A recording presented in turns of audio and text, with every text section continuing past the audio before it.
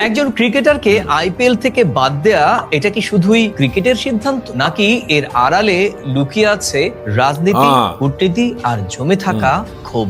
মুস্তাফিজুর রহমানকে কেকেআর বা আইপিএল থেকে বাদ দেওয়ার ঘটনা আপাতত একটি ক্রীড়া সিদ্ধান্ত মনে হলেও বাস্তবে এটি আজ ভারত বাংলাদেশের সম্পর্কের টালমাটাল অবস্থার সবচেয়ে নেতিবাচক দৃষ্টান্ত।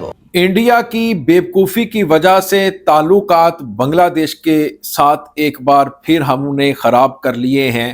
दोस्तों, ये खुद इंडियन कह रहे हैं, वेस्ट बंगाल के जर्नलिस्ट कह रहे हैं, एंकर्स कह रहे हैं, पॉलिटिशियंस कह रहे हैं इंडिया के कि भाई ये आपने क्या किया है, दुनिया में हमारी एम्बेरसमेंट है, ना कटवा दिया है।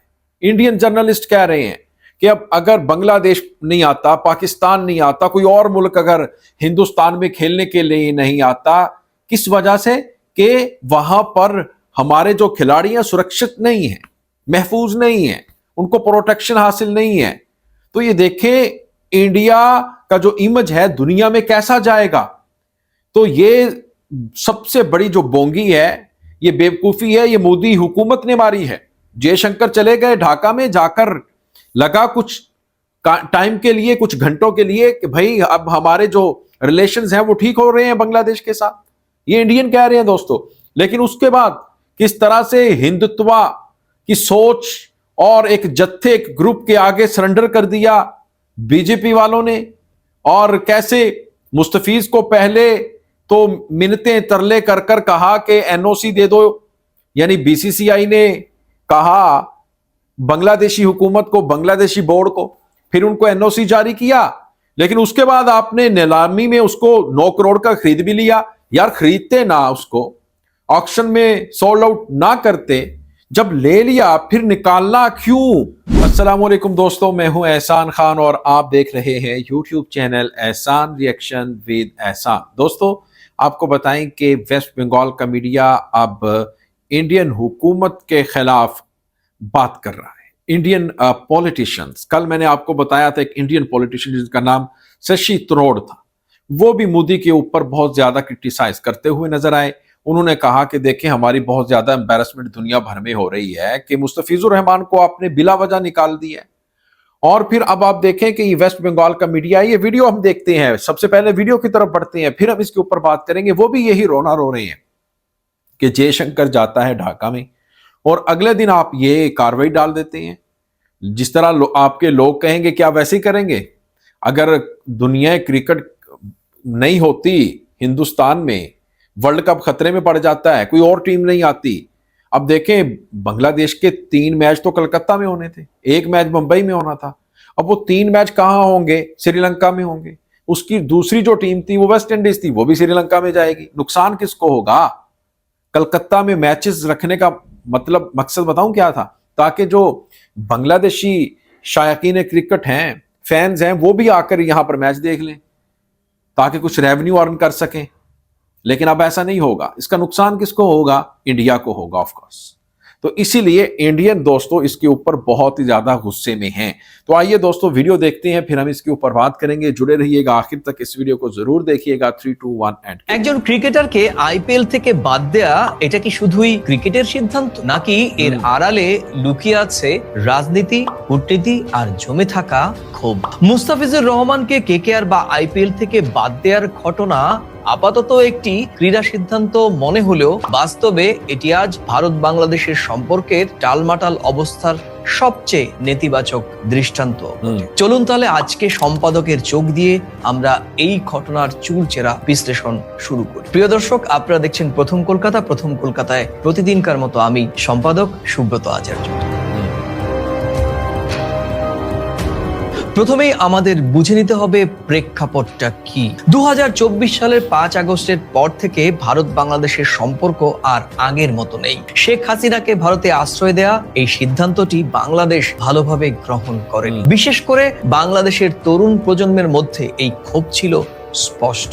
এরপর একের পর এক ঘটনা, ভিসা প্রক্রিয়া স্থবির, বাণিজ্যে অচলাবস্থা, সীমান্তে উত্তেজনা, হাতি হত্যা, দীপু দাস হত্যাকাণ্ড, দুদেশেরই অভ্যন্তরে সংখ্যালঘু নির্যাতনের মতো ঘটনার অভিযোগ পাল্টা অভিযোগ, সব মিলিয়ে সম্পর্ক দাঁড়িয়ে যায় এক সংবেদনশীল জায়গায়, যেখানে সামান্য ভুল সিদ্ধান্তেও আগুনে ঘি পড়তে পারে। আর ঠিক তখনই এলো ইতিবাচক এক মুহূর্ত। বিদেশমন্ত্রী এস জয়শঙ্কর, বেগম খালেদা জিয়ার শেষকৃত্য অনুষ্ঠানে উপস্থিত থাকা এই ঘটনাটি বাংলাদেশে ব্যাপকভাবে ইতিবাচক হিসেবে দেখা হচ্ছিল। বার্তাটিও খুব স্পষ্ট ছিল। ভারত শুধু কোনো নির্দিষ্ট রাজনৈতিক শক্তির সঙ্গে নয়, বরং বাংলাদেশের জনগণের সঙ্গেই সম্পর্ক রাখতে চায়।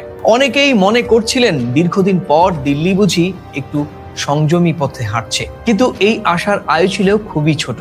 হঠাৎই মুস্তাফিজ, এই ইতিবাচক আবহ তৈরি হওয়ার কয়েকদিনের মধ্যেই খবর আসে মুস্তাফিজুর রহমানকে আইপিএল থেকে বাদ দেওয়া প্রসঙ্গ।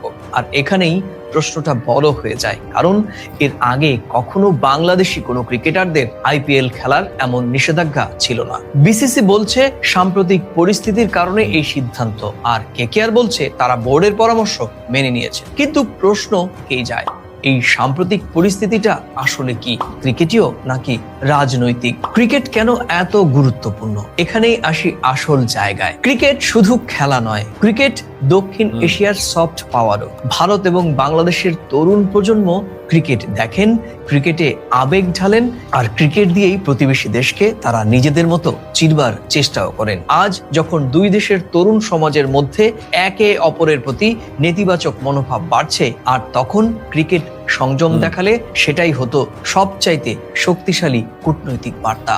কিন্তু সংযম দেখানোই হলো না। চলুন এ প্রসঙ্গে আনন্দবাজার কি বলছে। আনন্দবাজার পত্রিকার রিপোর্ট বলছে এই সিদ্ধান্তকে অনেকেই হঠকারী বা রাজনৈতিক চাপের ফল বলে মনে করছেন। বাংলাদেশের ক্রিকেটার, বিরোধী শিবির এবং নাগরিক সমাজও ক্ষুব্ধ। সোশ্যাল মিডিয়ায় মুস্তাফিজকে দেশদ্রোহী তকমা দেওয়ার প্রবণতা তীব্র সমালোচনার সৃষ্টি করেছে।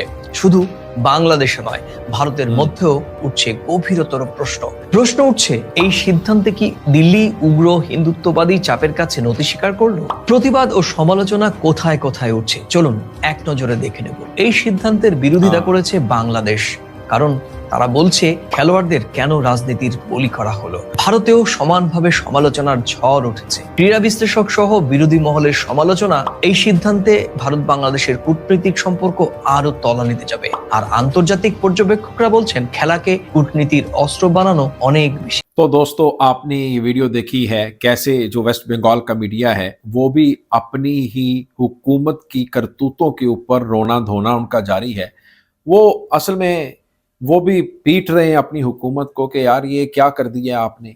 और किस तरह से हमने शुक्र मनाया कि बांग्लादेश के साथ हमारे जो ताल्लुकात हैं वो बेहतर होना शुरू हुए हैं, लेकिन फौरी एक और उन्होंने बहुत बड़ी गलती कर दी और ऐसा भंड मारा, ब्लंडर किया है हिंदुस्तान की हुकूमत ने जो हमारे गले पड़ गया है।